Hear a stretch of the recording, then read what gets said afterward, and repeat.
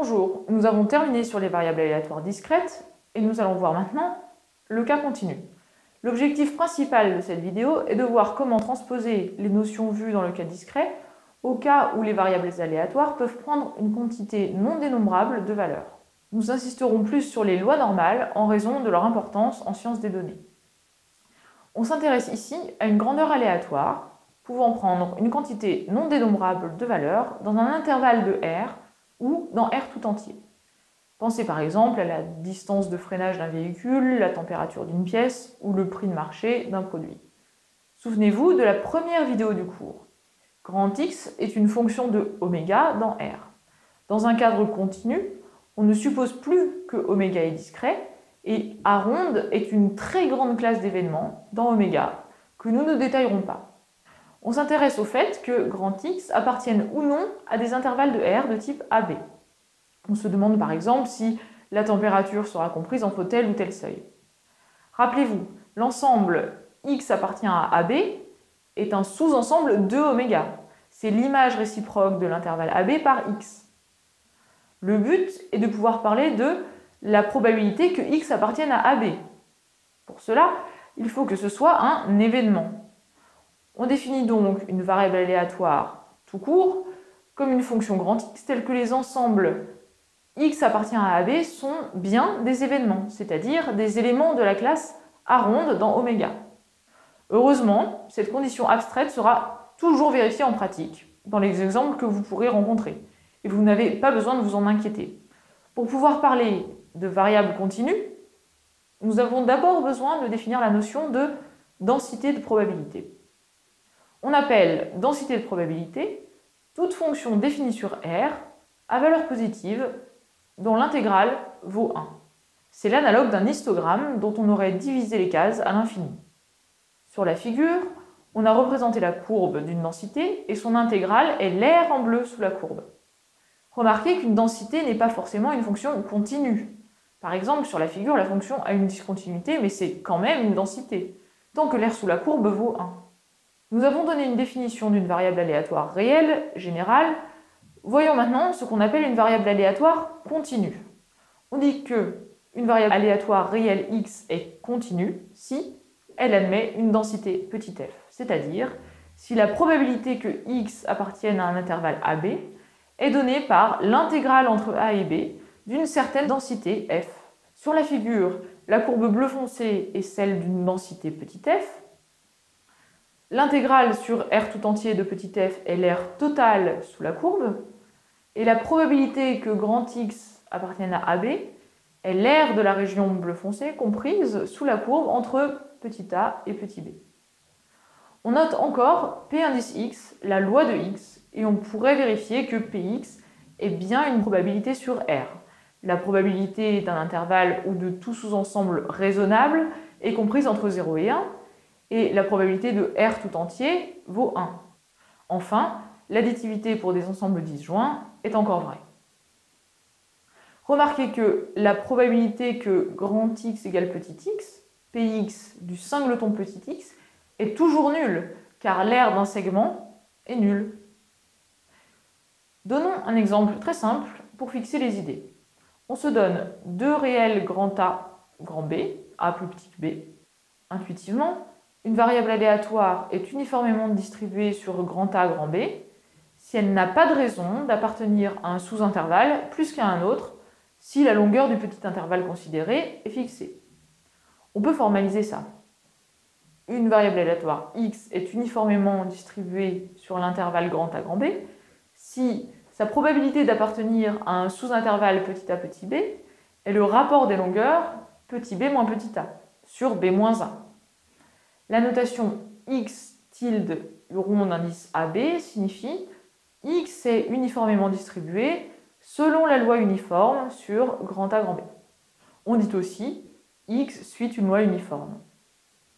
La densité de la loi uniforme est constante sur AB, plus précisément, f de x égale l'inverse de la longueur totale de l'intervalle, si x appartient à AB, et 0 ailleurs. Sur la figure, la fonction de densité est le plateau horizontal bleu foncé. La probabilité d'appartenir à un sous-intervalle petit a, petit b est l'air sous le plateau entre petit a et petit b, c'est-à-dire petit b moins petit a sur b moins a, comme prévu. Une autre loi très utilisée en statistique est la loi normale. Elle est généralement utilisée pour modéliser les petites fluctuations de la moyenne empirique d'une grande population autour de sa valeur théorique. L'expression de la densité de la loi normale standard est donnée pour fixer les idées. Elle a une forme en cloche centrée en 0. Une loi normale tout court, non standard, est obtenue à partir d'une loi normale standard qu'on a transformée avec un paramètre de localisation mu et un paramètre d'échelle sigma. On verra plus tard que mu et sigma au carré sont en fait l'espérance et la variance de la variable gaussienne. La courbe de la densité d'une loi normale de paramètres mu et sigma carré est représentée en bas du slide. Mu détermine l'abscisse du maximum de la cloche et sans entrer dans les détails, sigma détermine la largeur de la cloche. On vient de mentionner que le premier paramètre de la loi normale était une espérance. Voici la définition de l'espérance pour une variable continue. Elle est très similaire à la définition donnée dans le cas discret, que nous rappelons dans la première formule. Dans le cas continu, l'hypothèse sommable est remplacée par intégrable, c'est-à-dire on demande que l'intégrale sur R tout entier des valeurs absolues de x pondérées par f de x soit finie. Notez que pondéré par signifie exactement multiplié par. Dans ce cas, et nous l'admettrons comme nous l'avons fait dans le cas discret, l'intégrale de petit x tout court fois la densité f de x est elle aussi finie, et on définit l'espérance de x par la valeur de cette intégrale. Calculons les espérances des deux exemples de variables aléatoires que nous avons déjà rencontrés. Si x suit une loi uniforme sur AB, l'espérance de x est, par définition, l'intégrale sur R de x fois la densité f de x. En dehors de l'intervalle AB, l'indicatrice vaut 0, donc il suffit d'intégrer x entre a et b. On trouve b plus a sur 2. Pour la loi normale, c'est encore plus simple. Pour mu égale 0, la fonction qui a x associe x fois f de x est impaire. Le signe alpha renversé ici signifie est proportionnel à. Et l'intégrale sur R d'une fonction impaire est nulle. Donc l'espérance de la loi normale standard est nulle. Si le paramètre mu est quelconque, on peut écrire x égale mu plus sigma fois n, où n est une loi normale standard. En utilisant la linéarité de l'espérance, on obtient immédiatement e de x égale mu plus sigma fois e de n, c'est-à-dire mu. Souvenez-vous, pour les variables discrètes, on avait donné la définition de l'espérance d'une transformée de x avec celle de x. Voici l'analogue continu. Si grand X est une variable aléatoire continue de densité petit f, et si g est une fonction de R dans R, on dit que g de x est positive si c'est vrai avec probabilité 1. G de x est appelé intégrable si l'intégrale de la valeur absolue de g de x, pondérée par f de x, est finie.